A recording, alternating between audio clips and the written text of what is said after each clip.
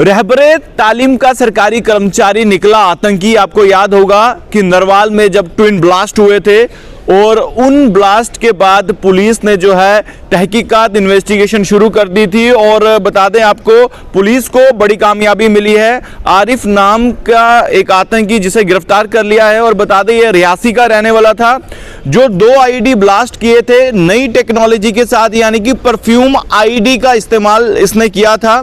यानी कि परफ्यूम के बीच में बारूद भरे हुए थे। आईडी की मदद से अगर कोई भी वो परफ्यूम का बटन क्लिक करता तो वो ब्लास्ट होती। इस तरह की न्यू टेक्नोलॉजी का ये उपयोग जो है इन आतंकियों ने किया। और ये जो आरिफ ये था, बता दें, लश्कर तैयबा के संगठन से जुड़ा हुआ था। और इसका मामा जो है वो कराची में रहता था। और कराची में जब वो रहता था, पाकिस्तान कराची में, तो उसके संबंध जब उसके साथ बने तो आरिफ आतंकी गतिविधियों में शामिल हुआ। जो जम्मू कश्मीर पुलिस के चीफ दिलबाग सिंह साहब ने जो जानकारी दी है, उस जानकारी के अनुसार बता दें 21 जनवरी को जो है ये 2 धमाके हुए थे। और 20 की रात को, यानी कि उससे पहले वाली रात को इसने उस दोनों आईडी को जो है प्लांट किया था। और 2 लोकेशन में इसने वो आईडी या दोनों आईडी जो है वहाँ पे प्लांट की थी। और उसके बाद जब 21 की सुबह होती है, 7 साढ़े 7 बजे के बाद पहला धमाका होता है। और इस पहले धमाके में जो जानकारी मिली है उसमें वो जो धमाका था वो छोटा धमाका था।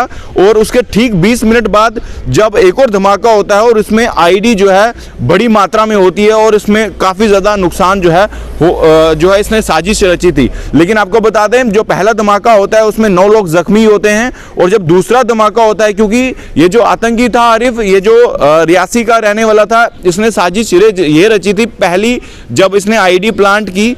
और उसमें जो आईडी थी वो कम मात्रा में थी।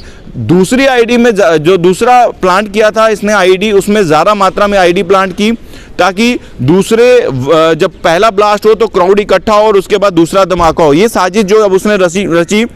पुलिस ने आरिफ को जो है इसको गिरफ्तार कर लिया है। इन्वेस्टिगेशन में ये मामला जब सामने आया, बता दें इसका जो मामा था पाकिस्तान कराची में सेटल था और इसके संपर्क उसके साथ ही थे। और कटरा, जो आपको याद होगा जी, कटरा में भी जो है बस के अंदर जो है ब्लास्ट हुआ था।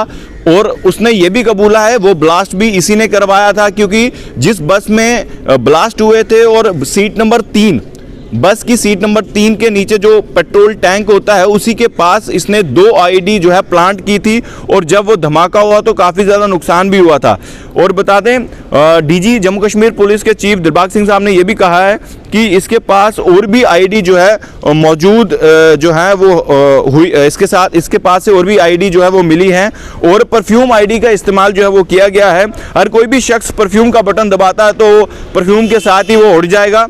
और जो पहली आईडी थी जब इसने प्लांट की थी तो बता दें वो टाइमर डिवाइस थी। और कटरा में जो आईडी प्लांट की थी वो स्टिकी बॉम्ब थी। और इसी के साथ साथ ये जो आरिफ है ये सरकारी कर्मचारी है और रहबरे तालीम का ये टीचर था।